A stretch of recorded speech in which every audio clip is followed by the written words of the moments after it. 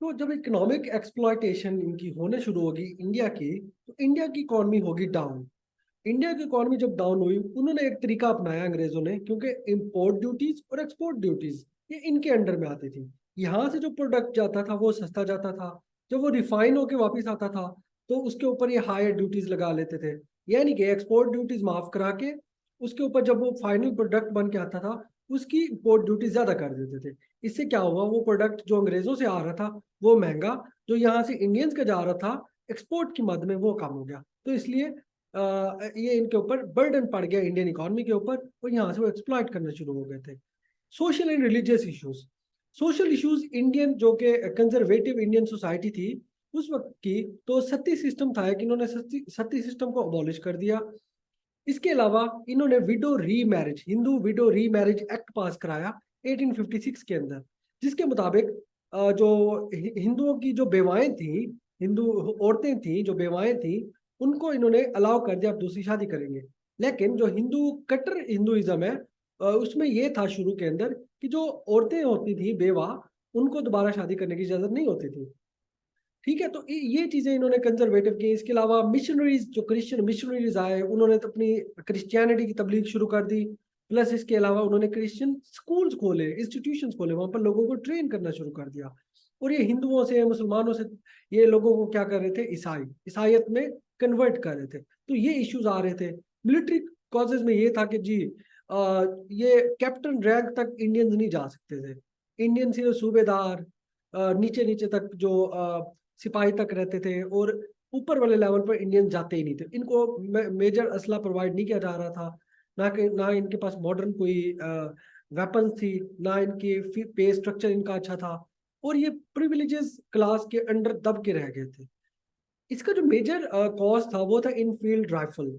Enfield rifle ये उस वक्त नई नई राइफल इजाद हुई, और जिसका एक प्रोपेगेंडा किया गया कि जी ये जो राइफल है इसका जो मेन काम है जी, ये जब आप माउथ से इसको ओपन करेंगे तो आपको माउथ का यूज करना पड़ेगा ना, तो जो इसकी पॉकेट होगी तो ये बनी हुई होगी पिग के और काव के फैट से।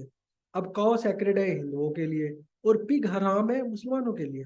तो दोनों ने इनकार कर दिया कुछ एरियाज के अंदर, और बगावत हो गई।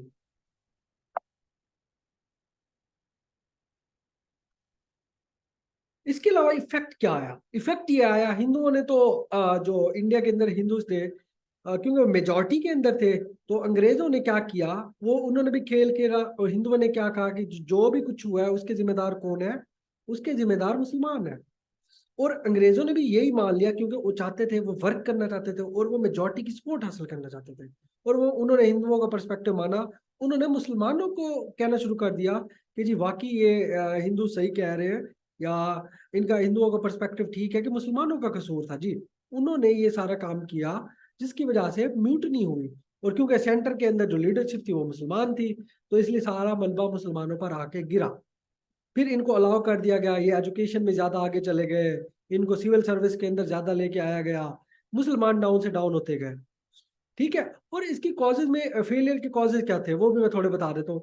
एक कॉज ये था, सेंट्रल लीडरशिप नहीं थी, सेंट्रल कमांड नहीं थी, वेपनरी नहीं थी, जो मेजर वेपन होते हैं वो नहीं थे। प्लस इनके पास कम्युनिकेशन का गैप था, एक्सचक्कर खाली था। और इनके पास दूसरे जो स्टेट्स हैं, जैसे कश्मीर की स्टेट, हैदराबाद की स्टेट, मैसूर की स्टेट, सिख कम्युनिटी, प्लस इनके पास जो मराठास थे, ये सारे शामिल नहीं थे इस म्यूटनी के अंदर। तो इन्होंने अपने आप को अलग कर लिया, तो थोड़े बहुत जो थे वो क्रश हो गए। तो ये सारी चीजें हुई, और इसके बाद मुसलमानों को ही कसूरवार ठहराना शुरू कर दिया गया। तो कंडीशन इस तरह होगी कि मुसलमानों के अंदर नफरत आ गई अंग्रेजों के लिए, अंग्रेजों के दिलों में आ गई मुसलमानों के लिए। तो उन्होंने स्कूलों से निकालना शुरू कर दिया, मुस्लिम माँ और माँ बाप ने अपने बच्चों को अंग्रेजी स्कूलों से निकालना शुरू कर दिया, और मुसलमानों को जॉब्स के अंदर भी पीछे किया गया, उनकी जॉब्स खत्म की गई, उनके लिए न्यू जॉब्स नहीं आ रही थी। ठीक है, उनकी सोसाइटी दब के रह गई थी, उनके लिए न्यू स्कूल्स नहीं खोले जा रहे थे, मुस्लिम जो गर्ल्स थी उनके एजुकेशन के लिए कुछ नहीं किया जा रहा था। तो इसका सारा मलबा मुसलमानों पर आके गिरा। तो जब मुसलमानों के ऊपर सारा मलबा आके गिरा, तो इसको ठीक भी तो करना था। ठीक करने के लिए जो बंदा आया उसका नाम था सर सैयद अहमद खान। उसने आके जो मुसलमानों के अंदर एक नई तहजीब उजागर कराई, नई एजुकेशन की मूवमेंट उसने चलाई जिसको अलीगढ़ तहरीक कहते हैं, वो क्या थी? वो मुसलमानों की political, economic, social and educational condition को ठीक करना था। ठीक है जी। तो यही तरीके चली। बाद में दूसरे मुस्लिम रिफॉर्मर्स आए, दूसरे मुस्लिम इंस्टीट्यूट्स खुले, जिसके अंदर हम बता सकते हैं जी, नदवतुल उलमा, देवबंद तहरीक चली, अलीगढ़ तहरीक तहरीक चली, अंजुमन हिमायत इस्लाम, सिंध मदरसातुल इस्लाम। तो ये सारे तहरीकें जब चली, यहाँ से रिफॉर्मर्स निकल कर आए और मुस्लिम रूलर्स, मुस्लिम लीडर्स निकल कर आए, जिनमें थे मौलाना मोहम्मद अली जौहर, मौलाना मोहम्मद अली शौकत, इसके अलावा मौलाना जफर अली खान, इसके अलावा और भी काफी जो बंदे थे वो निकल कर आए और मुस्लिम लीडरशिप बनी, जिन्होंने पाकिस्तान मूवमेंट में हेल्प की पाकिस्तान को हासिल करने के लिए। अल्लामा इकबाल एक और मुस्लिम रिफॉर्मर जिन्होंने खुदी का नजरिया दिया, जैसा कि मैंने पिछले लेक्चर में बताया था। तो इन्होंने जो खुदी का नजरिया दिया, उसमें बताया कि मुसलमान एक अलग कौम है, और जब मुसलमान अलग कौम का कंसेप्ट होता है ना, उसके अंदर यही होता है कि अब मुसलमान अलग कौम है और वो दूसरों के साथ नहीं रह सकते।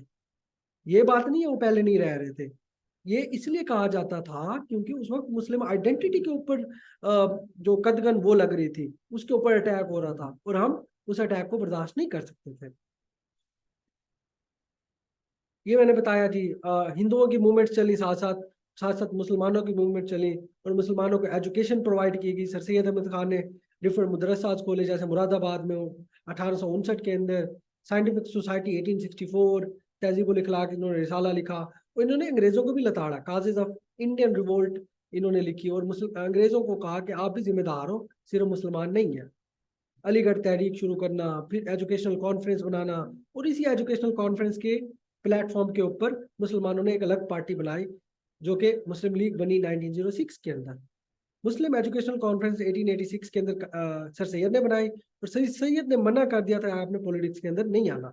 जब इन्होंने मना किया, जब हर साल इसका इजलास होता था, एजुकेशन के ऊपर डिस्कशन होती थी, लेकिन जब ये महसूस किया गया कि अब जरूरत है कि एक अलग पार्टी होनी चाहिए, तो जब ये जरूरत पेश आई, तो इसमें ये कहा गया कि जी अब अलग पार्टी होनी चाहिए। तो 1906 के इजलास के अंदर, एजुकेशन कॉन्फ्रेंस के इजलास के अंदर, एक पार्टी बनी जिसका नाम मुस्लिम लीग बना।